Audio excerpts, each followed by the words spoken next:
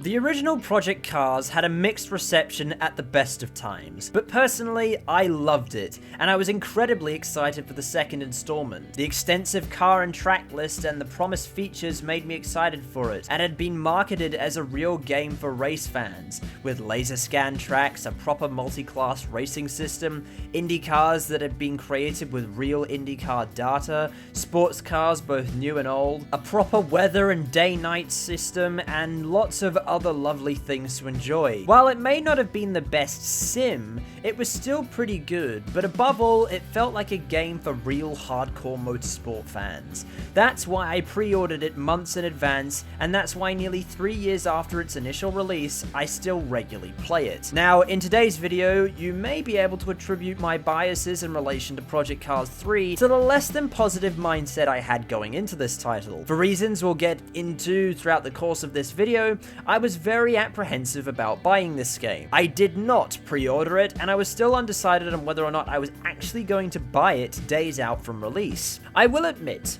there are redeeming qualities. The car list is quite good, particularly the addition of Formula E cars and a few other race cars like the new Aston Martin Vantage GTE, even though the vast majority of cars were carried over from the last game. Each car does have their own handling characteristics, which is a relief because I worried that they might have ended up all just feeling the same. Interlagos in the game is also kind of cool, and some of the customization options are pretty cool, but really, that's where the positives end for me. I won't comment too much on the handling model because, well, I can't tell you if it's realistic or not. I have never driven a real-life racing car, so I don't know. All I can really tell you is that it's different to Project Cars 2. Personally, I like the Project Cars 2 handling model better, because that's just what I'm used to. However, from what I can tell, the aerodynamic physics are pretty poor. Watch this. Here is a pack of cars in front of me. I'm behind all of them, so I should be getting at least somewhat of a benefit from the draft. Well, apparently not, because somehow they're all just sailing away from me. And then watch here as I am well out of the range of the slipstream and suddenly get an almighty run and catch up to all of them. I know runs are a thing, and obviously I'm not a physicist, but it seems a bit strange that I can't get a draft when sitting right in behind someone and then can somehow get a draft from all that way back. I don't know, this could just be normal and I may just not know anything about aerodynamic physics, but it doesn't seem quite right to me. This leads me into another issue. The AI are absolutely no fun to race with because they abide by a different set of physics to you. They somehow have endless amounts of grip and can corner way faster than you. Now, because the AI are no fun to race with, it makes career mode far less enjoyable. Which leads me nicely onto career mode. Now, this career mode is pretty standard stuff.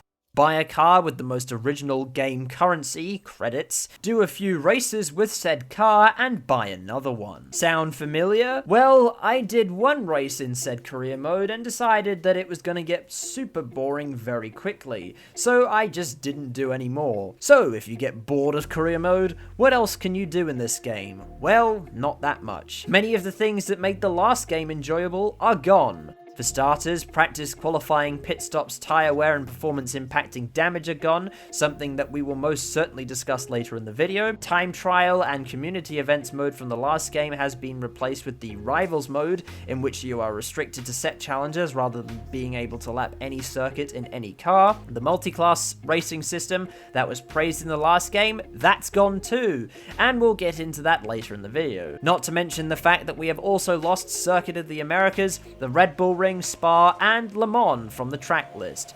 You know, 3 of the best tracks from the last game and possibly in the world. On the plus side, they have improved the controller gameplay, an area that was really lacking in the last game. However, perhaps it's a little too good.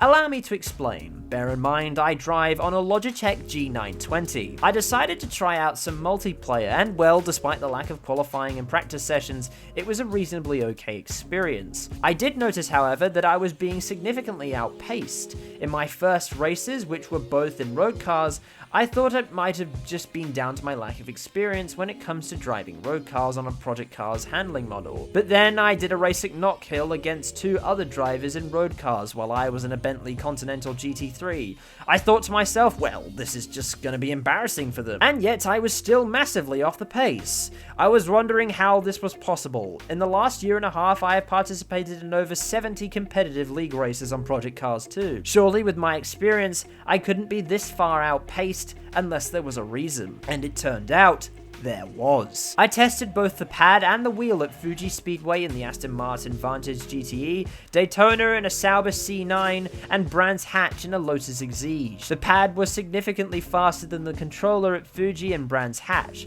The pad was actually slower than the wheel at Daytona because I was constantly having to make steering inputs to prevent the car from driving up the racetrack on the banking, and the Sauber C9 is a challenging car to drive even at the best of times. It really shouldn't be this way though. The improvements should have been to make the pad and the wheel equal, not the pad significantly faster. Oh yeah, and the car sounds are rubbish.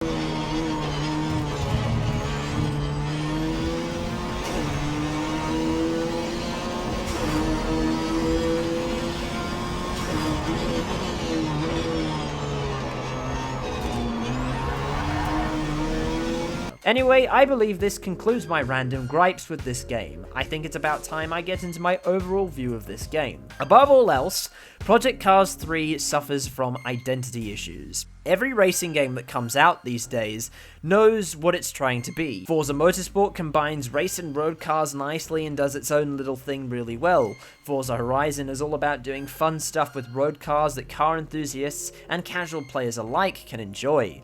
The Formula 1 game's all about simulating a Formula 1 season for fans.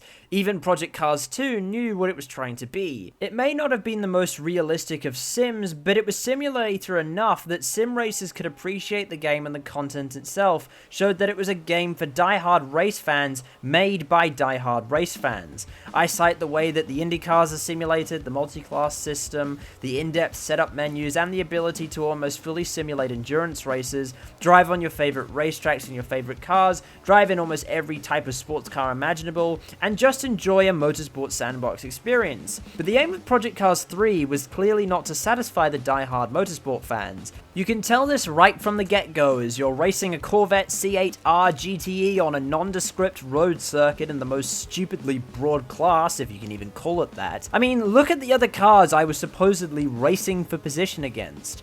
Even the stuff that does try and satisfy race fans almost feels like an afterthought. Yeah, the new IndyCars are in the game, just as we predicted, but they only have the road course body kit. The new Formula E cars are in the game as well, but there are no Formula E tracks in the game. There's also a heap of sports cars in the game, and yet we're missing two of the most iconic sports car tracks. There's also the Stadium Super Trucks in the game, which is cool, but there are no Stadium Super Truck tracks in the game either.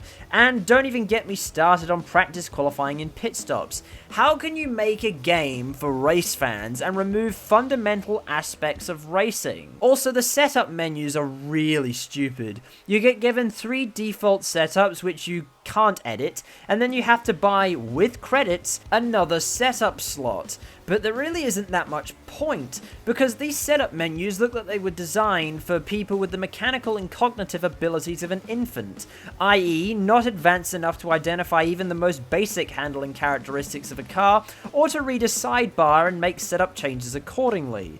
So we get a super dumbed down menu. Why? And yet somehow this game won Gamescom's Best Sim Award. Go figure. So if it's not the sim racer or the motorsport fan that this game's aimed for, who's it for? Well, judging by the way this game plays, it looks like a Forza rival. But if you wanted to play Forza, you'd play Forza. In reality, this game is just Forza 7, but worse. I'd say that SMS wanted to attract the more casual gamer, but the casual gamer is just going to play Forza Horizon. The end product is a game that's just kind of a mishmash of ideas that SMS tried to mold together in a bid to please everybody and please no one. So SMS are left in this situation. They failed to attract the new target audience they were going for and alienated their original fan base in the process. Naturally, it's showing in the sales, as Project Cars 3 is doing 86% worse on the UK sales charts than Project Cars 2 did. I'd I'd love to see what that figure is on the Aussie charts and indeed worldwide as well, but I think this serves as a pretty good indication of how badly this game really screwed up. Had this game not been a sequel to Project Cars 2, I would probably have said something along the lines of, it's okay, but it's pretty uninspiring. But this was supposed to improve on Project Cars 2, and yet they somehow went backwards. Ultimately, this game is so underwhelming that I am genuinely considering trading it in, and I am a massive Project Cars fan.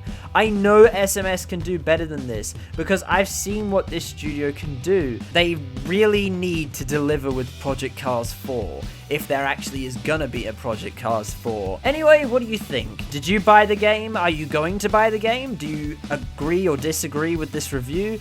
What do you think? Put all your thoughts in the comments below. I do actually read them all, so you may as well say something, and I'll most likely respond to you. All the socials are in the description below, including the TSAR Instagram, Twitter, and Discord server, as well as my own personal Twitter. Please go check those links out if you haven't already done so. Anyway, like, subscribe, and I'll see you next time. Goodbye.